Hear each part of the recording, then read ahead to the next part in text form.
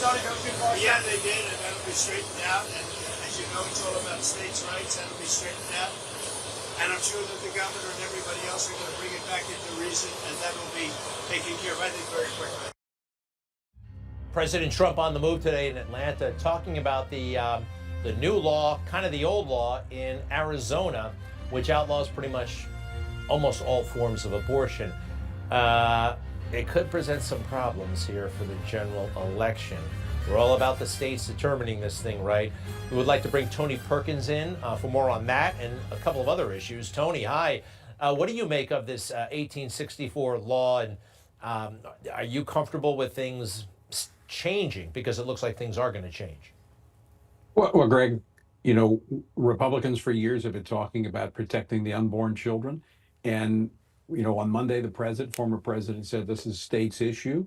This is a law that was passed by the state of Arizona. As you pointed out, it goes back to the 1800s, but it's been reaffirmed by lawmakers there. In fact, several lawmakers were a part of the court case supporting this law. I think the states have a right to determine this. I support the protecting of the unborn child from the moment of conception. I think this is a good law. But as a former policymaker, Greg, we have to reach consensus. And we move from one consensus point to another. That's how we got to this place where Donald Trump was elected based on his pro-life promises, which he kept. And we saw the court overturn Roe v. Wade. That was a process. And so that process continues. He certainly did keep his promises. As you know, he's a little frustrated with evangelicals. He feels that they weren't there for him in 2022, and perhaps there wasn't as much of a plan as there should have been post-Roe. I mean, I'm a little bit worried that this issue can be exploited to the hilt by Joe Biden and make what should be a losing election a winning election. It can, if we're not talking about it in the right way. It has been an issue for years that Republicans were leading on because they understood it, they embraced it, and they talked about it. What happened in 2022 is many of them ran from the issue. They were stunned that the court actually did what it did, and they let the Democrats define it. Look, we're for protecting unborn children and their mothers. The Democrats, they want taxpayer-funded abortion up until the moment of birth, in some cases beyond. Let's bring that to the American people and let them determine who's extreme on this issue. I want to ask you about Ukraine. I think you have some thoughts about Ukraine. As you know, there's a little bit of fatigue kicking in, even in especially maybe in conservative circles.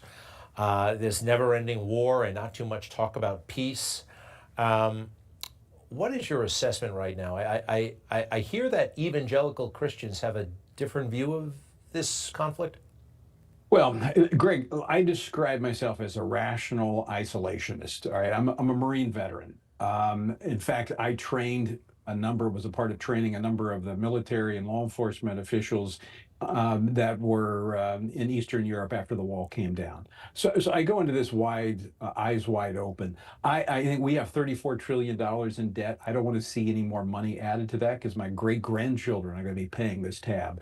But we have to think of this rationally. Even though I don't trust this administration and what they're doing, I do understand a little bit of what's happening on the ground there, where if we step back and Ukraine is in need of munitions, they are getting dangerously close to being exhausted, that if Putin rolls through Kyiv onto one of the other NATO countries, which he has indicated he would do, at least there's been a lot of talk about that, guess what? We're drawn into a conflict because of our alliances with NATO. I would rather solve this by giving the resources, the tools necessary to Ukraine now and keeping America out of Europe and fighting Putin. Can I go back to the abortion matter for a moment? It is pretty amazing, maybe even miraculous. Donald Trump, in one term, had 3 opportunities to fill vacancies on the Supreme Court. Some presidents, one-term presidents, don't get any. I think Jimmy Carter did not get any. George H.W. Bush, I think, won, and we love Clarence Thomas. What do you make of that? I mean, do you see anything divine at work? Greg, I see something divine every day. Yeah. The Lord's hand is involved. And he was definitely involved in the Trump administration. But here's something, Mike Pompeo, he may have said this publicly, I don't know, but he certainly used this line a few times when I was around. Donald Trump may not have been a Sunday school teacher, but he sure knew how to hire them.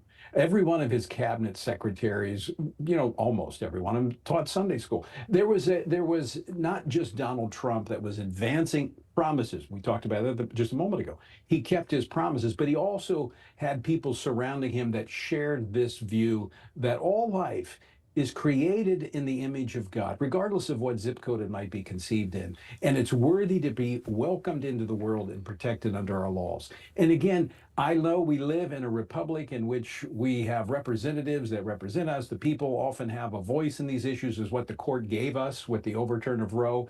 And we have to reach consensus. I'm very clear where I stand, but I know that to be successful and to bring unity, we have to continue to educate, talk about this issue, and bring consensus. You can't come to a place of agreement if you're not talking about it. So our advice, talk about it. Let people know where you are, lay out the facts, and let the American people decide. Tony Perkins from the Family Research Council, thank you very much. Go to frc.org. Thank you, sir. And we'll be Thanks, Greg.